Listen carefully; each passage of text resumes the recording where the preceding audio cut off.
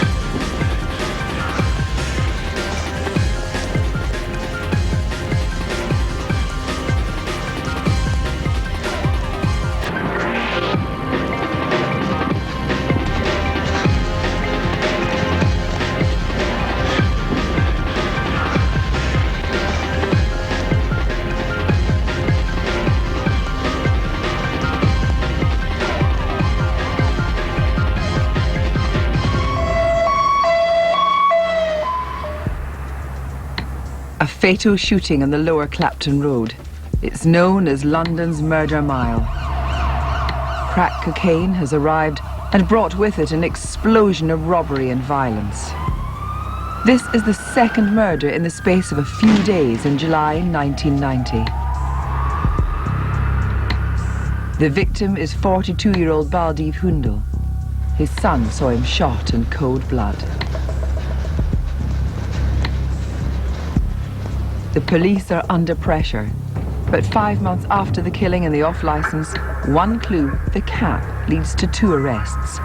They will result in the conviction of 20-year-old Oliver Campbell for murder. The worst thing he had ever done was vandalise a telephone box, but now he is serving a life sentence. He insists he has nothing to do with the shooting. Oliver Campbell says his conviction has been a terrible mistake. Eric Samuels, the other man arrested at the time, served 5 years in prison. A career criminal, Samuels admitted he was in the off-licence that night and escaped a murder charge by pleading guilty to robbery. He is the person who can tell the world if Oliver Campbell really is innocent. For the past 9 months, we've been investigating Oliver Campbell's conviction for murder. Mr. Warner Hawkson? Yes, hello, I wonder if you can help me. I'd like to speak to prisoner Oliver Campbell, please. Hold on. Morning. Morning, hello, is that Oliver? Yes. Hi, it's Kirsty Walk here from the Rough Justice programme. During that time, we've uncovered fresh evidence which points to a terrible miscarriage of justice. We've examined the events leading to Campbell's arrest, trawled through the police interviews with him. Memory, haven't you? I think it's this Asian bloke. And looked at the forensic evidence, or lack of it, involved in the case. Yeah, that's in Stratford, but I don't know if it's closed down now. Don't worry, that's fine. The other thing is we're still hopeful of getting a statement from Eric Samuels. Above all, we've tried to track down Eric Samuels, the man who was with the gunman that night, to see if his version of what happened can help Oliver. But finding Eric Samuels proved extremely difficult. After he was released from prison, he seemed to have disappeared. There was no sign of him on the electoral roll. We contacted Eric's old solicitors. They said the last anyone had seen or heard of him was that he was sleeping rough around Waterloo Station. I'm looking for a flight called Eric Samuels. Got a street number 10. But as the weeks went on, we eventually found that some people did know of Eric Samuels. At least they recognised his street name, Tennants, but he hadn't been seen for some time. I know a bloke called Tennants, a black guy. Yeah? I don't know if that's how you got his name. Can you wait a minute, please? Okay. Do you know him at all? You don't know him? Got a street name of Tennants. Yeah. Cheers. Okay, bye.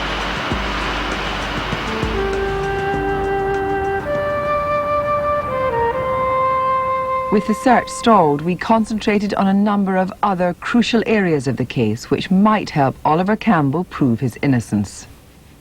His medical notes reveal that when he was 8 months old, a severe brain trauma had left him with serious shortcomings. His IQ was registered as borderline mentally defective. Most of his 20 years had been spent in care, and at the time of his arrest, he had just ended a period with a foster mother. Jean Jackson fostered Oliver when he was 16 and knows him better than anyone. My brief really was to support him in getting to a stage where he could live on his own, so preparing him for independent living really.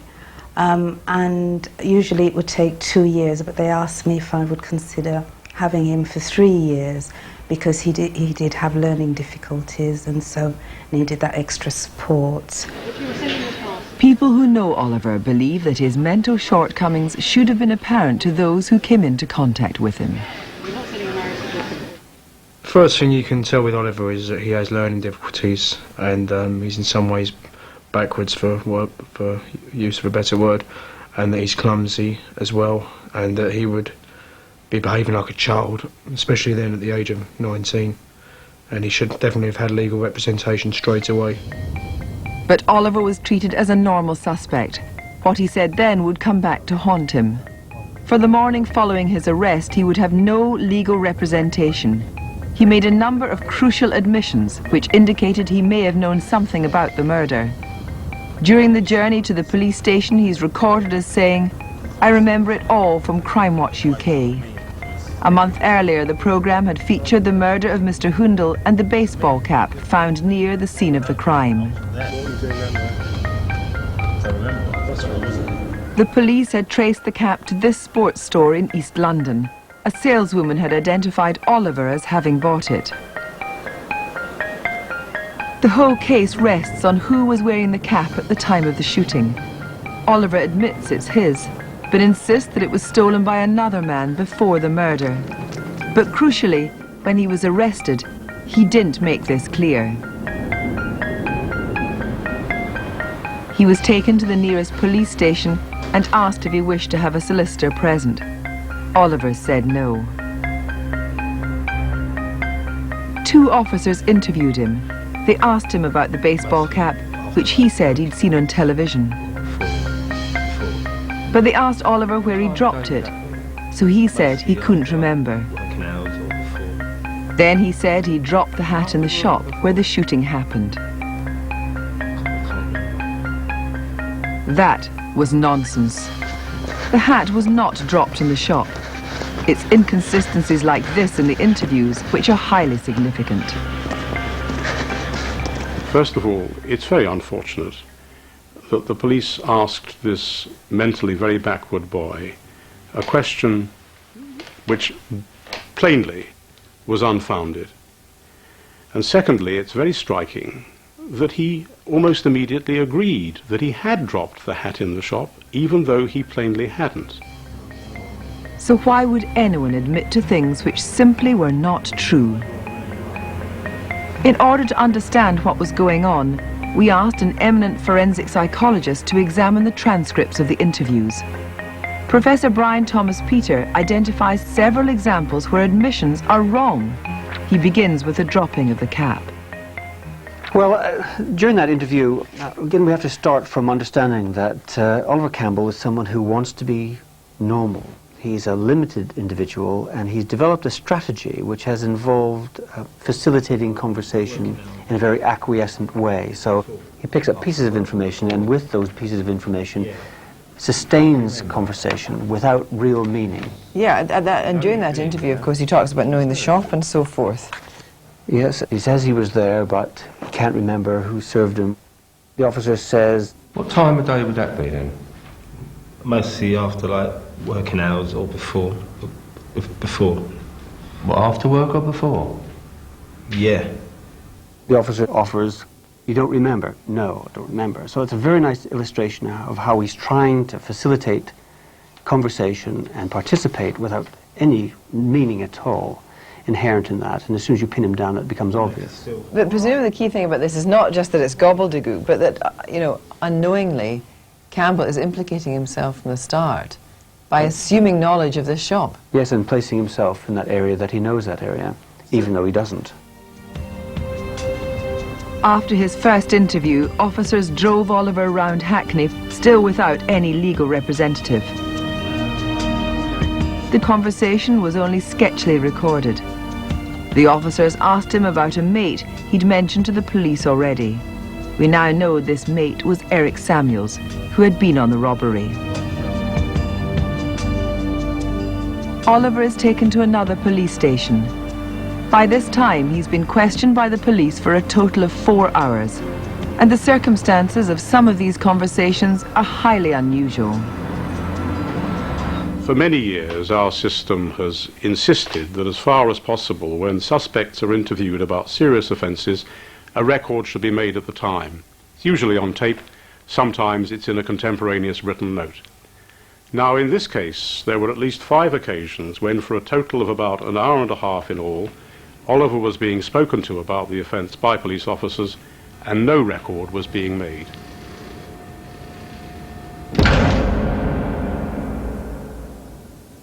Finally, 5 hours after his arrest, Oliver is examined by a doctor. Only now is he recognised as suffering from a significant mental handicap and to be of limited intelligence. The police now arrange for a solicitor. 8 hours after his arrest, Oliver Campbell will be interviewed with full legal protection for the first time. As well as a solicitor, Campbell now had what's called an appropriate adult present. It's a safeguard for people with recognised mental difficulties like Oliver. There is also a new officer in charge of the questioning. He soon picked up on the baseball cap. So, what happened to the hat? Can't remember what happened to him. And I'm saying, why is that? Because I went somewhere else afterwards. Where was that? I don't know where it was. So you don't remember where you went either? No. Got a very convenient memory, haven't you? If you check up on my medical... Yes, what? What if I check up on your medical? You find out a lot about me. But I won't find out what happened to your hat, will I? What, yeah. So when you see that, you'll find out a lot about me. What does that tell us about the relationship at that point? She's frightened by this, and he said, would you look at my past medical records? Don't you know that I can't cope with this? But you know, to anyone outside in the public, they wouldn't find that necessarily problematic about police questioning. I think a lot of people imagine police questioning as very direct and often aggressive. Oh, indeed, and there's nothing wrong with asking questions like this. The difficulty is that with someone like Campbell, it has a different character. It will have a different influence on him than it might for someone who is a hardened criminal. As the interview went on, the police repeatedly referred to the forensic evidence at the scene of the crime, which they suggested could link Oliver to the murder. Are we going to find your fingerprints on that can of Tennant's? No comment. Because there were fingerprints in that shop. And there's something else about you. Your fingerprints would be on our records, would they? No comment. You wouldn't take us long to find out if they're your fingerprints. And there were hairs in that hat as well. That's why we're going to take samples of yours. Because it's the same, isn't it? It's your hat. I know it's my hat. The importance of this is that they're overwhelming him with external, unverifiable evidence. That's unverifiable from Campbell's point of view, which must have been overwhelming. So he's building up this picture for Campbell of his guilt. Well, it's not that Campbell actually has a sense of being guilty, but it does seem that he would have a sense that he's going to be convicted because there are witnesses, there's fingerprints, there's hair samples, there are a range of things that place him there. The police have taken hair samples and fingerprints, but at this stage tests haven't been done. And much later, when the results come in, contrary to what they've inferred over and over again to Oliver, there is no forensic evidence linking him to the scene of the crime at all. We already know that despite what Oliver said, the cap was not dropped in the shop. There are hairs in the baseball cap, but they do not match Oliver Campbell's. And the fingerprints, none of the fingerprints taken at the scene of the crime matches his. The good news for the police was that they did have eyewitnesses. A woman passerby claimed to have seen a man outside the shop wearing a distinctive baseball cap. And Mr. Hundel's son had a clear view of his father's murderer. Yet, at an identity parade at Brixton Police Station, Hardip Hundel did not pick out Oliver Campbell as the man in the baseball cap who'd shot his father. The woman passerby also failed to identify him as the man outside the shop. This is hardly surprising. All eyewitness testimony at the time clearly identified both men as being under 6 feet, either 5'10" or 5'11". Oliver Campbell is a towering 6'3". In fact, his size is immediately apparent to anyone who meets him. I was surprised at his height. He was sort of towering over everybody. We call him the gentle giant. First thing you notice about Oliver is his height. And the general size of him. He's got very large hands, he's very heavily built. Oliver is a very big guy, he's 6'3", 6'4".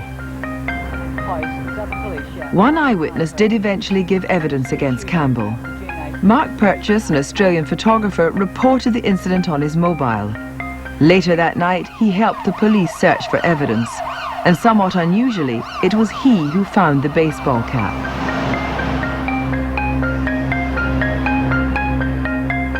But at the identity parade, he's of no use.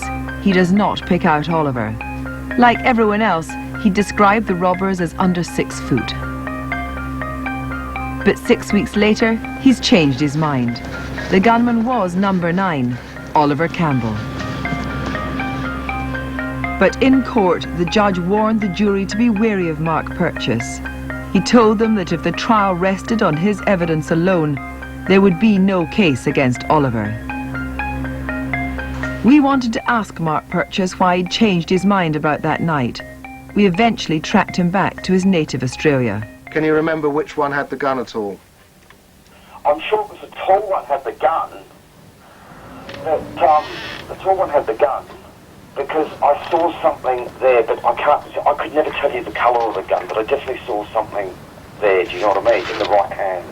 Right. One was definitely taller than the other, because in the initial statement that you gave, you said they were both about 5'10". They're both about the same. One was about a head taller than the other one. Right. I only ask about it because in one of your initial statements you said they were both about 5'10", you see. That's... One was definitely taller. I think the one that was slightly taller, I think it was a bomber jacket he had on, actually. We spoke to Mark Purchase for an hour, but he couldn't give us a consistent story. The same problem the judge had identified in court. As the police continued interviewing Oliver, they were still ignorant of the outcome of the eyewitness or forensic evidence. But they kept trying to persuade him to confess.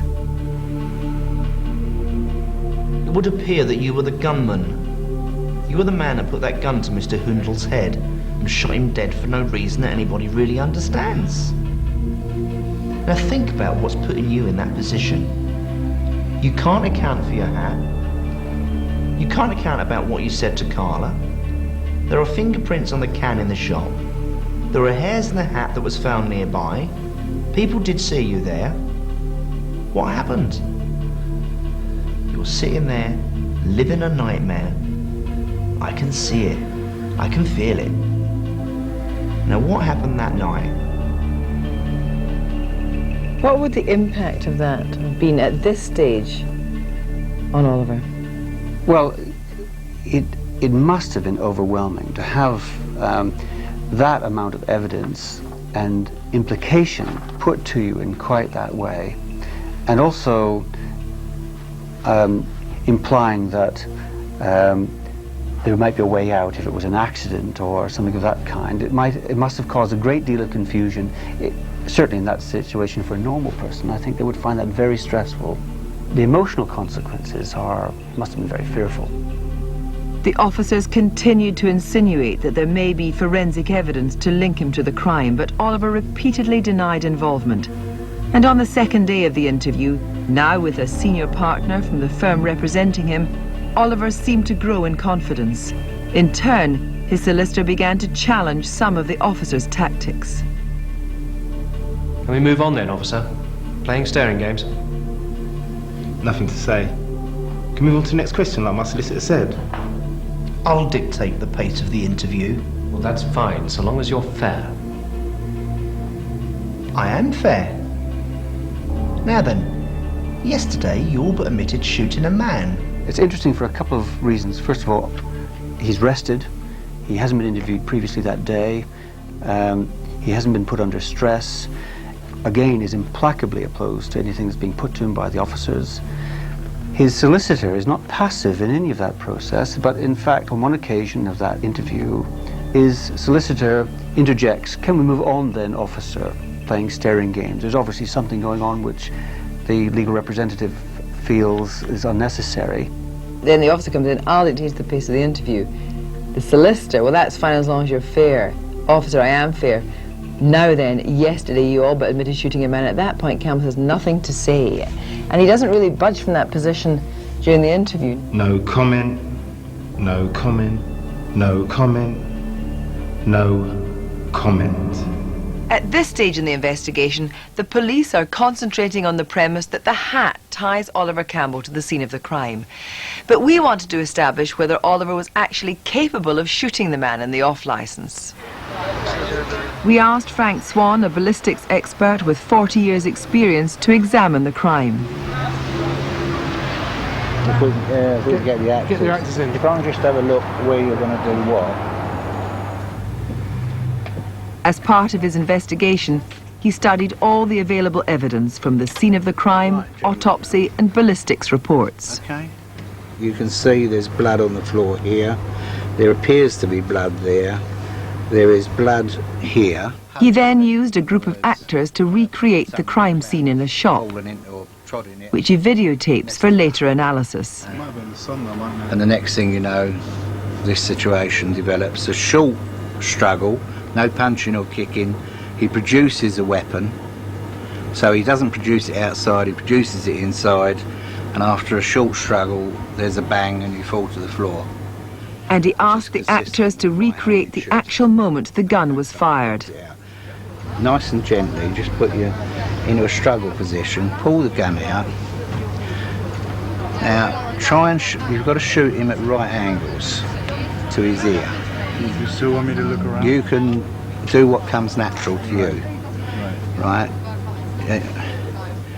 This is Frank Swan's conclusion about the shot which killed Mr. Hundel.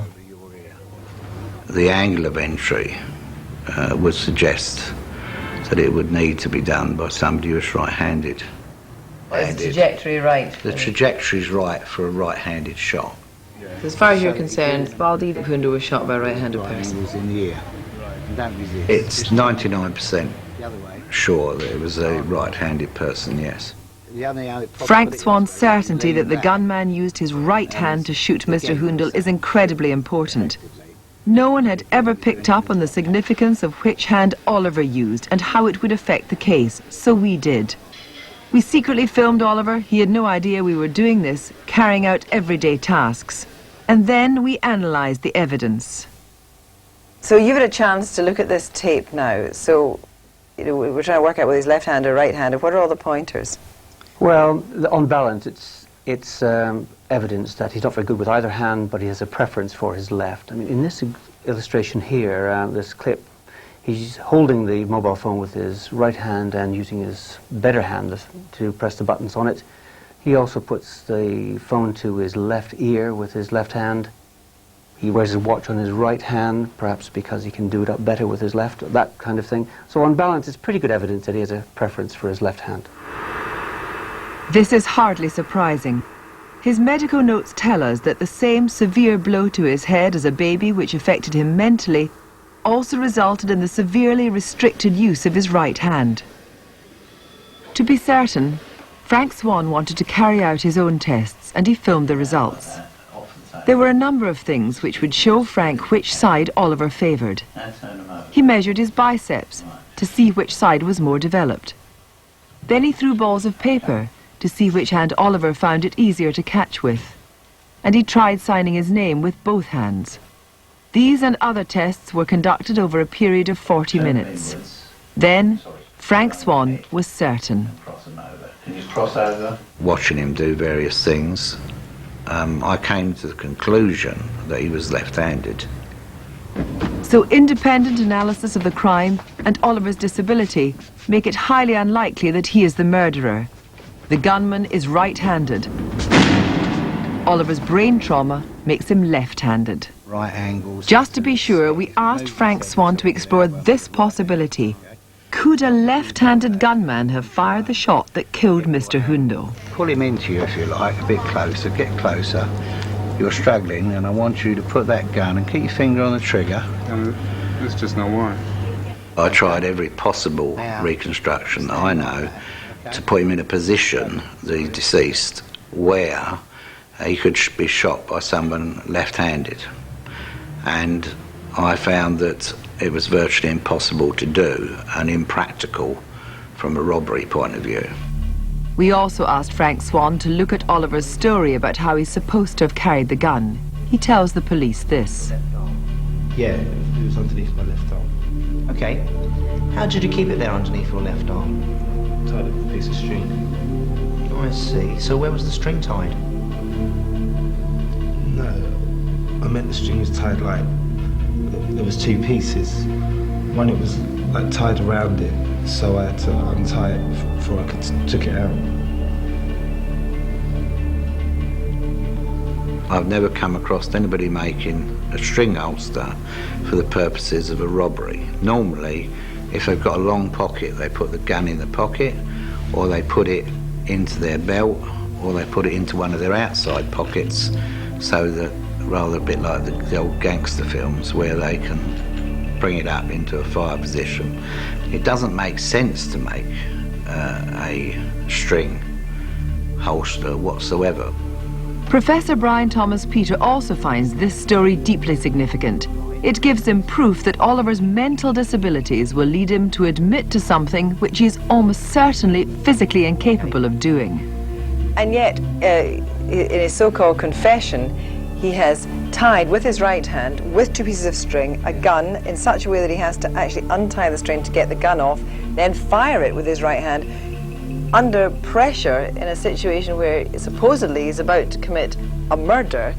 I mean, what's the likelihood of that? It just seems a very unlikely scenario, and particularly in the situation of having panicked and, as you say, the stress. But the real psychological issue here is that would someone with this kind of disability prepare to use his weakest hand in the using of a gun?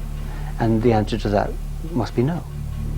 His denial of the shooting continues throughout what was to be the final interview on Saturday afternoon. No comment, no comment, no comment, no comment. Then at around 7 o'clock, Oliver's solicitor leaves the police station. He left his telephone number and strict instructions that he was to be contacted if any further interviews were to take place that night. Around half an hour later, the station custody records note the arrival of Oliver Campbell's foster mother. The police have told her Oliver is in serious trouble, and she has agreed to see if she can help. It was very incoherent, the whole thing. He wasn't talking very straight, really. He was talking about a hat, and that he had bought this hat, and that he had gone to Leicester Square, and that he had given or sold the hat to some bloke that he'd met down there, and this hat was found near the robbery scene. It was very kind of confused story. It didn't mention anything to do with the robbery or anything like that. A statement from the lead detective records, I entered the interview room and I explained the requirement for an appropriate adult. Mrs. Jackson agreed to accept the responsibility. Mrs. Jackson asked if I thought he was guilty. I said I really believe he shot the man. I don't think it was murder. As the appropriate adult, I explained Oliver's rights to her, and they both declined a solicitor. They said something about Oliver was ready to confess more about the robbery and to say who was involved. And of course I was, you know, happy to do that because I want him to say, because I didn't believe that he had done what they said he had. The police statement further records that on his way back to the cells, Oliver tells the officer, "Something inside of me is wanting to tell the truth. It's like a door opening inside of me. I don't want to lie. I shot the Asian man." I told him not to speak and left him in the cell. Just 25 minutes later, Oliver has completely changed his story. Like, I pulled the trigger by accident. Sorry, could you say that again? I said I was like the one that like pulled the gun on him and like shot him. It sounded completely different from when he was on his own with me. When he was on his own with me, it was the usual Oliver, backwards and forwards, repetition, telling the story, but you know, not telling the story in a kind of fluent way. Then in the second interview where the officers were present, it was a completely different story, like a news story, that he'd got this gun from, or bought this gun from somebody, and that he and this other person went to this park and was practicing shooting. Where did you practice with it? In the fields. Whereabouts? Anywhere where there was no one to hear me shooting. Does this sound like a true story? Does it sound like a fairy tale? It sounds like a poorly constructed fabrication. And you can point to any number of internal inconsistencies. How many bullets did you have? About 2 or 3. What? No, how many bullets were you given? About a dozen. Does this ring true to you? Well, none of it rings true because it's inconsistent. It's internally inconsistent. For example, he can't describe the gun very well. And yet he also says that he had an opportunity to practice. He didn't know whether he kept the gun in a field or in a forest. The forest he used to go to, but he doesn't know what it was called or where it was. There's just so many inconsistencies here. Nevertheless, following the interview, Oliver is charged with murder. He has since retracted his confession and to this day protests his innocence. But why would he confess to something he did not do? But the fact is, he said he did it. Indeed. Something happened which encouraged him to believe that that was in his best interest. Thereby sealing his fate. Why do you think that happened? Why did he do it? Well, I think anyone would have to believe that they were going to be convicted anyway. In order to do this, you'd have to think, well, they've got enough evidence to convict me, so that's going to happen. He may have felt that he was going to get convicted no matter what. And secondly, that it might not be so bad to confess, providing he could tell people it was an accident. Oliver Campbell's confession that he killed Mr. Hoondle happened once again when he had no qualified legal representation in the room. It is undoubtedly very unusual where there's been a sequence of interviews in the presence of a solicitor, which have been interviews of denial, and then the one interview where he admits it is made in the absence of a solicitor, although it's fair to say, of course, that his foster mother was there. But Oliver's foster mother has now told us that she believes she failed in her duty as an appropriate adult and wasn't aware of the full story. I was terribly frightened, absolutely shocked and upset because I realised the predicament that I put Oliver in, that I was in. It's at 8:40 that night that Oliver finally confesses. But it's the 2.5 hours leading up to that moment and the circumstances surrounding the confession that we find so deeply troubling. We've obtained the notes made by the solicitor about that night. They confirm his insistence on being contacted if the police wish to interview Oliver again. But they also reveal he was so angry that he made a formal complaint against the officer who extracted the confession. The complaint got nowhere and the police were exonerated in court. But Jean Jackson was so upset, she asked for the interview to be stopped. She felt physically sick. Do you think there's any chance that Oliver Campbell could be guilty of that crime? I don't think he could have fired that gun at all. If Oliver Campbell didn't fire the gun, then who did? His garbled and inconsistent version about that night was the only one heard in court. But we have discovered that there's another much clearer account of who was really in the shop that night, which the jury never heard.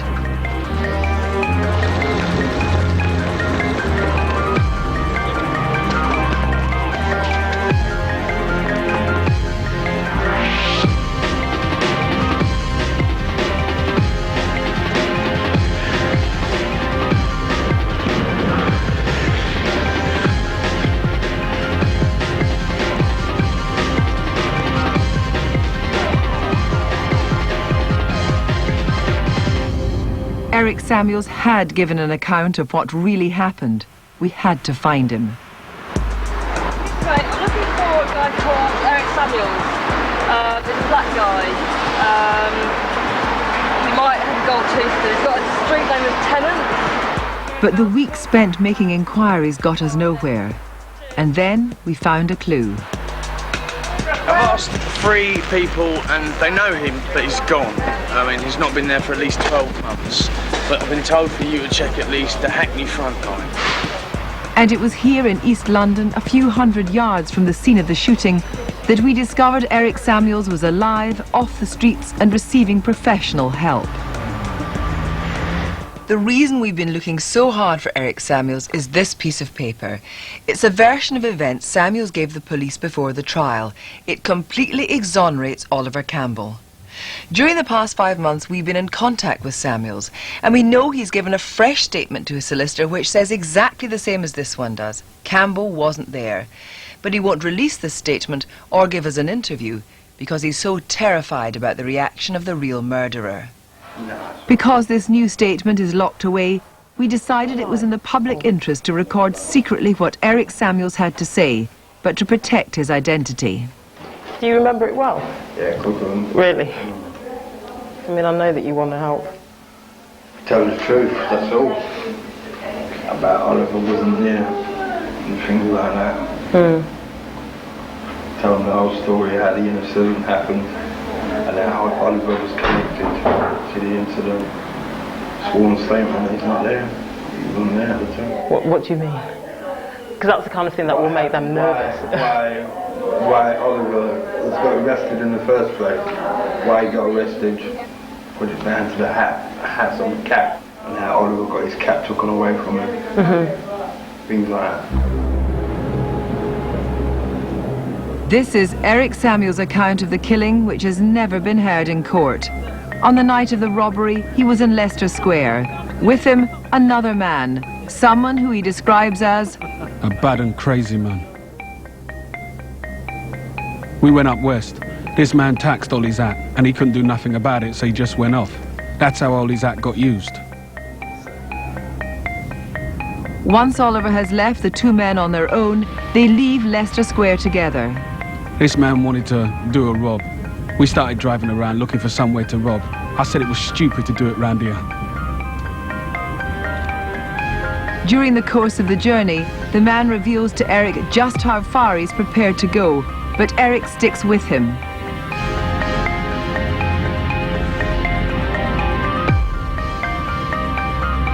The man asked if I knew anywhere around my way to rob, so he went back to Hackney. I went into lots of off licences. I started in Cambridge Eve and went into one that we did. We went in and did it, and he fucking shot him. It's at Wandsworth Prison that Eric Samuels first indicated that he'd something to tell the police 3 days after his arrest. In his initial recorded interviews, he'd offered no comment to every question. But then he wrote a letter to the police. To Detective Wilkins, could you arrange another interview as soon as possible?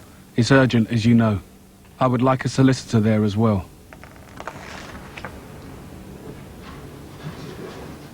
But when the police come to interview him again, he won't say anything more. He's been advised that it would be better to say nothing. It's not doing my case any good, you know. Saying that I know about the gun and all that. And if that was played to the jury, you know, I'll get convicted and all. I told them the truth in the beginning, but after a while I shut up.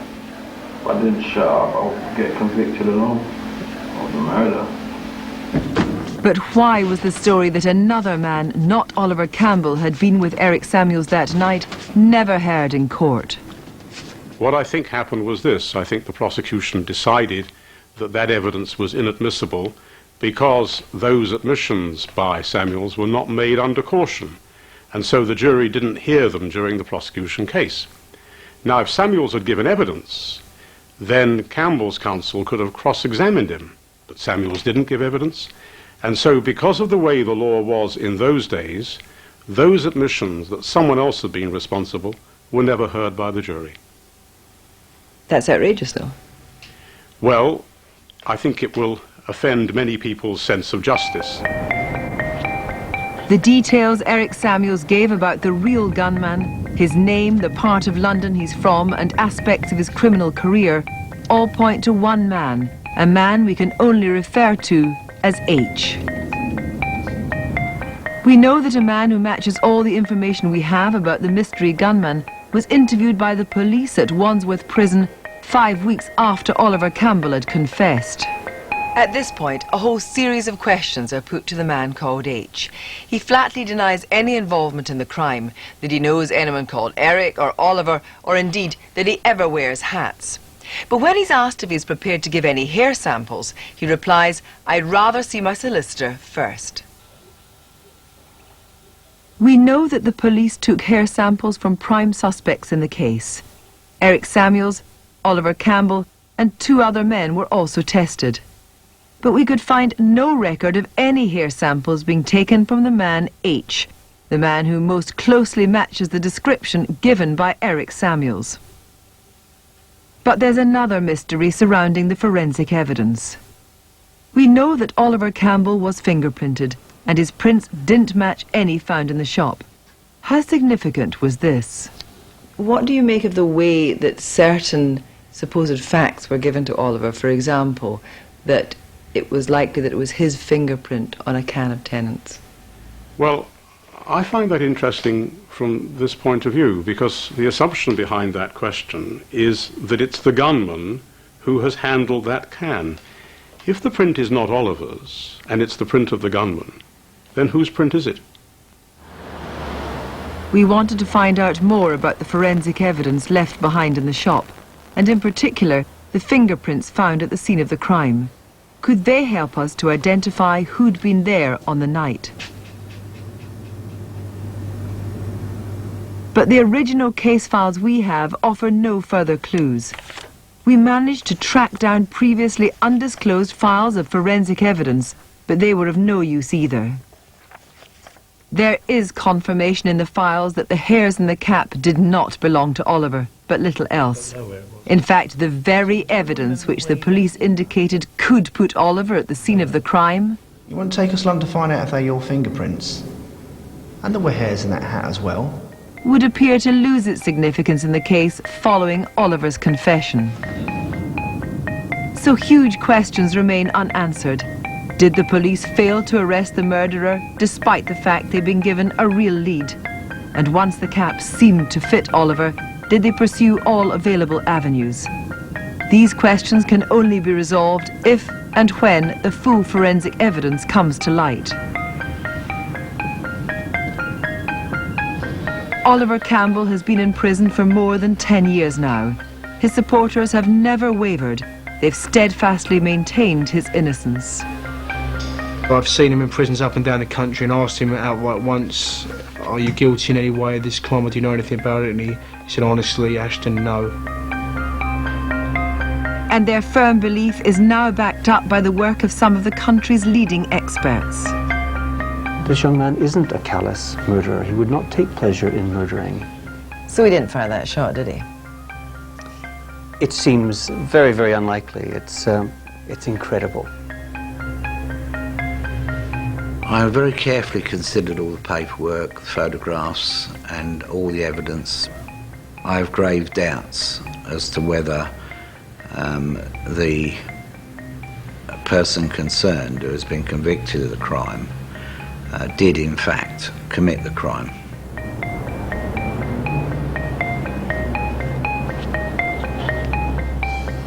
And now, finally, we have the true version about what happened that night 11 years ago. I wasn't there, and things like that. Sworn statement, it's not there. He wasn't there. Rough Justice believes that Oliver Campbell must be freed.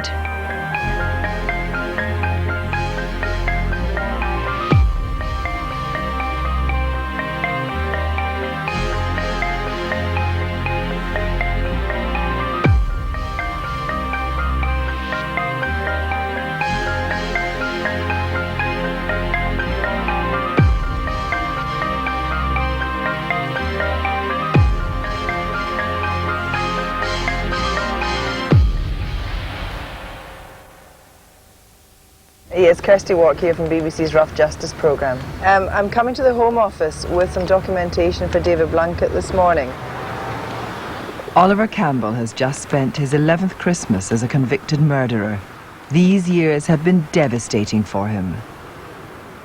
We're taking this letter to the Home Secretary, David Blunkett, and documentation about Oliver Campbell's case because we feel so strongly that an innocent man's in prison. In the letter we say we know the case is going before the Criminal Cases Review Commission, but this process could take many more months. We believe Oliver Campbell should be released from prison immediately, pending his appeal. As well as the letter, we have provided the Home Secretary with an outline of the case and a pledge to provide any further information necessary. Oliver Campbell should not have to wait a moment longer for justice.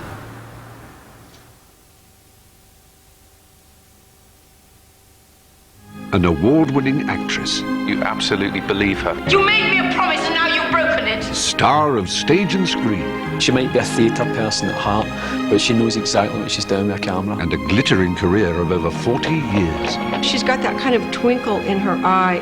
Join us as she receives her British Academy Fellowship.